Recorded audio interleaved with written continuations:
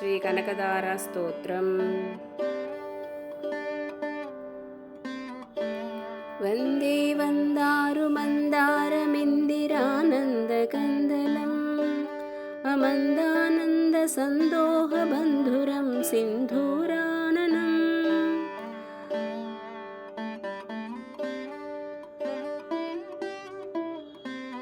ಅಂಗಂ ಮರೆ ಪುಲಗಭೂಷಣಮಾಶ್ರಯಂತಿ ಭೃಂಗಾಂಗನೇವ ಮುಕುಲಾಭರಣಂ ತಮಾಲಂ.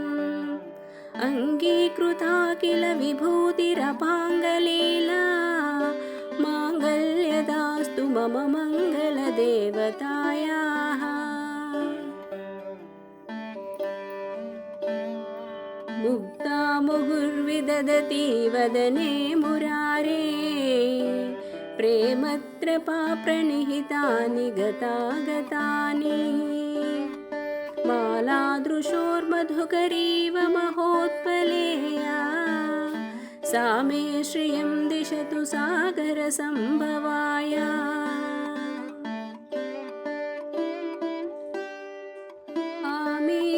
ಆಮೀಲಿತಾಕ್ಷಮಧಿಗಮ್ಯ ಮುದಾ ಮುಕುಂದಂ ಆನಂದಕಂದಮನಿಮೇಷಮಣಂಗತಂತ್ರಂ. ಆಕೇಕರಸ್ಥಿತಕನೇನಿ ಪಕ್ಷ್ಮನೇತ್ರಂ ಭೂತ್ಯೇವ ವನ್ಮಮ ಭುಜಂಗ ಶಯಾಂಗನಾಯಾಃ.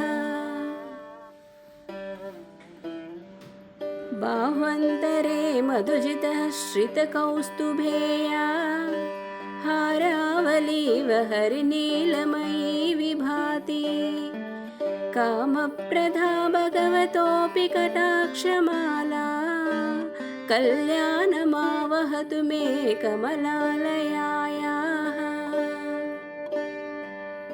ಕಾಲಾಂಬುದಾಲಿಲಲಿತೋರಸಿಕೈಟಭಾರೇ ಧಾರಾಧರೆ ಸ್ಫುರತಿ ಯಾ ತಟಿದಂಗನೇವಾ. ಮಾತುಃ ಸಮಸ್ತ ಜಗತಾಂ ಮಹನೀಯ ಮೂರ್ತಿ ಭದ್ರಾಣಿ ಮೇ ದಿಶತು ಭಾರ್ಗವನಂದನಾಯ. ಪ್ರಾಪ್ತಂ ಪದಂ ಪ್ರಥಮತ ಕಲುತ್ರತ್ವವಾತ್ ಮಾಂಗಲ್ಯಭಾಜಿ ಮಧುಮಾತನಿ ಮನ್ಮತೇನ. ಮಯ್ಯಾಪತೇತದಿಹ ಮಂದರಮೀಕ್ಷಣಾರ್ಧಂ ಮಂದಾಲಸಂಚಮಕರಾಲಯ ಕನ್ಯಕಾಯಾ. ವಿಶ್ವಾಮರೇಂದ್ರಪದವಿಭ್ರಮದಾನದಕ್ಷಂ ಆನಂದಹೇತುರಧಿಕಂ ಮುರವಿದ್ವಿಷೋऽಪಿ.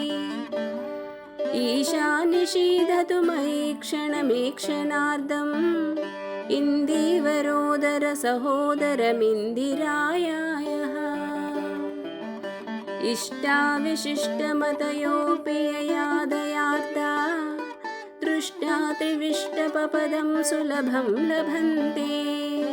ದೃಷ್ಟಿಃ ಪ್ರಹೃಷ್ಟಕಮಲೋದರದೀಪ್ತಿರಿಷ್ಟಾ ಪುಷ್ಟಿಂ ಕೃಷಿಷ್ಟ ಮಮ ಪುಷ್ಕರವಿಷ್ಟರಾಯಾಃ. ದಯಾದಯಾನುಪವನೋ ದ್ರವಿಣಾಂಬುಧಾರಾಂ ಅಸ್ಮಿನ್ನ ಕಿಂಚನ ವಿಹಂಗಶಿಶೌ ವಿಷಣ್ಣೆ. ದುಷ್ಕರ್ಮಗರ್ಮಮಪನೇಯ ಚಿರಾಯ ಧೂರಂ ನಾರಾಯಣ ಪ್ರಣಯಿನಿ ನಯನಾಂಬುವಾಹ. ಗಿರ್ದೇವತೇತಿ ಗರುಡಧ್ವಜ ಸುಂದರೀತಿ ಶಾಕಾಂಬರೀತಿ ಶಶಿಶೇಖರವಲ್ಲಭೇತಿ. ಸೃಷ್ಟಿಸ್ಥಿತಿ ಪ್ರಳಯ ಕೇಲೀಷು ಸಂಸ್ಥಿತಾಯೈ ತಸ್ಯೈ ನಮಸ್ತ್ರಿಭುವನೈಕಗುರೋಸ್ತರುಣ್ಯೇ. ಶ್ರುತ್ಯೈ ನಮೋऽस्तु ಶುಭಕರ್ಮಫಲಪ್ರಸೂತ್ಯೈ ರತ್ಯೈ ನಮೋऽस्तु ರಮಣೀಯಗುಣಾರ್ಣವಾಯೈ. ಶಕ್ತ್ಯೈ ನಮೋऽस्तु ಶತಪತ್ರನಿಕೇತನಾಯೈ. ಪುಷ್ಟ್ಯೈ ನಮೋऽस्तु ಪುರುಷೋತ್ತಮವಲ್ಲಭಾಯೈ. ನಮೋऽस्तु ನಾಳೀಕವಿಭಾನನಾಯೈ. ನಮೋऽस्तु ದುಗ್ಧೋದಧಿ ಜನ್ಮಭೂಮ್ಯೈ. ನಮೋऽस्तु ಸೋಮಾಮೃತಸೋದರಾಯೈ नमोऽस्तु नारायणवल्लभाय। नमोऽस्तु हेमाम्बुजपीठिकायै, नमोऽस्तु भूमण्डलनायिकायै, नमोऽस्तु देवादिदयापरायै, नमोऽस्तु शार्ङ्गायुधवल्लभायै। नमोऽस्तु देव्ये भृगुनन्दनायै, नमोऽस्तु विष्णोरुरसिस्थितायै, नमोऽस्तु लक्ष्मे कमलालयायै, नमोऽस्तु दामोदरवल्लभायै, नमोऽस्तु कान्त्ये कमलेक्षणायै, नमोऽस्तु भूत्ये भुवनप्रसूत्यै, नमोऽस्तु देवादिभिरर्चितायै, नमोऽस्तु नन्दात्मजवल्लभायै। सम्पत्कराणि सकलेन्द्रियनन्दनानि, साम्राज्यदानविभवानि सरोरुहाक्षि, तत्त्वन्दनानि दुरिताहरणोद्यतानि, मामेव मातरनिशं कलयन्तु मान्ये। यत्कटाक्षसमुपासनाविधिः सेवकस्य सकलार्धसम्पदः, सन्तनोति वचनाङ्गमानसै, त्वां मुरारिहृदयेश्वरीं भजे।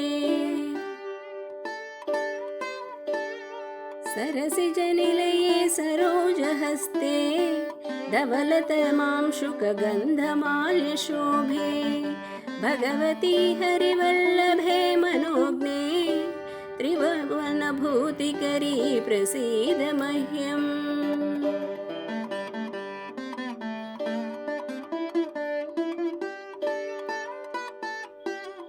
दिग्गस्तिभिः कनककुम्भमुखावसृष्टा, सर्वाहिनी विमलचारुजलाप्लुताङ्गी, प्रातर्नमामि जगतां जननीमशेषा, लोकादिनाथ गृहिणीम् अमृताब्धिपुत्रीम्। कमले कमलाक्षवल्लभे त्वं, करुणापूरतरङ्गितैरपाङ्गै, अवलोकय मामकिञ्चनानाम्, प्रथमं पात्रमकृत्रिमं दयायः। स्तुवन्ति ये स्तुतिभिरमिभिरन्वहं, त्रयीमयीं त्रिभुवनमातरं रमां, गुणादिका गुरुतरभाग्यभागिनः, भवन्ति ते भुवि बुधभाविताशयः।